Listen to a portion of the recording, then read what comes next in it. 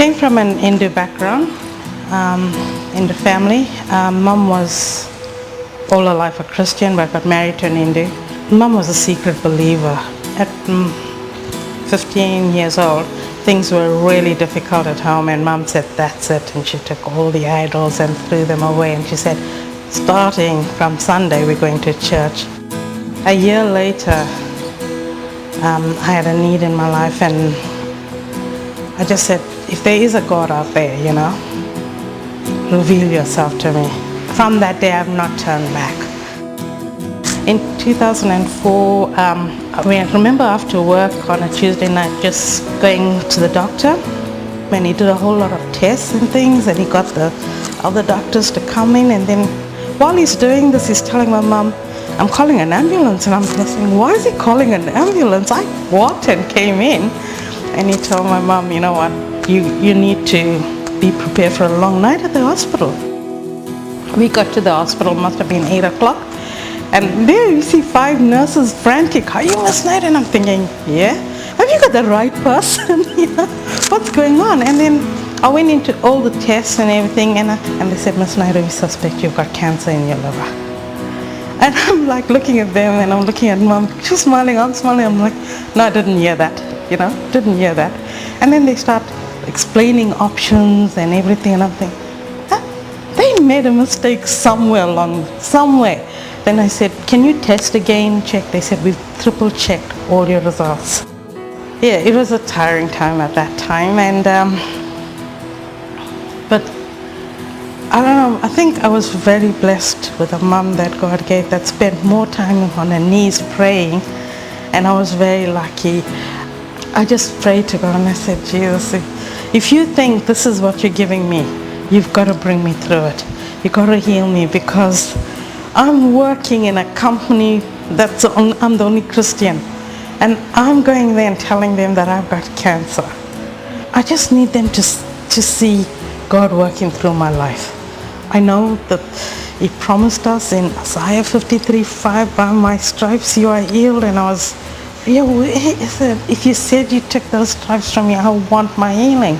But He's taught me so much in that journey, because I've always, from the age of 16, I've always loved Jesus. And it's something I feel I had to go through, and it's made me so much stronger. I thought I had a close relationship with Jesus, and personally, I got so close to Jesus when I was sick. And I remember one day I had my pastor over at home, and he says, so we're going to have a healing prayer for you. And I tell him, no, we're not, because Jesus has revealed who He's got for me. Yeah, and I told him, you know what, it's a guest speaker in our church. And he looked at me and he said, Soma, we've got no guest speaker before your operation. Jesus revealed this person, and I said, he's an elderly man, he's got a beard, he's wearing glasses. I know the perfect, I told him, I said, and he's got salt and pepper, hair and his beard. And he says, no, I don't know anyone like that, and I won't get someone I don't know to preach. I said, that's whether it's our church or not, I just saw the person and I know who is going to come and Jesus is going to use to pray over me. One of Pastor Brian's friends from New Zealand came over, who's a pastor in one of the New Zealand church, and he offered him to preach that Sunday morning. And as he got up to go, and then he turned to me and he said, there's the salt and pepper guy, glasses and beard. But before the man could open his mouth, I just felt Jesus touching me. I don't know whether it was knowing that I've always believed that God was going to heal me, and I was prepped for a 6-hour surgery. They did it in 1.5 hours. A thing that was 50 cents big was 5 cents in the end. I call it a mustard seed faith. I always said, Jesus said in Matthew 17:20, if you have faith as small as a mustard seed, if you tell the mountain to move from here to there, believing in Jesus, it will be done. I serve a wonderful Jesus, and He's really looked after me.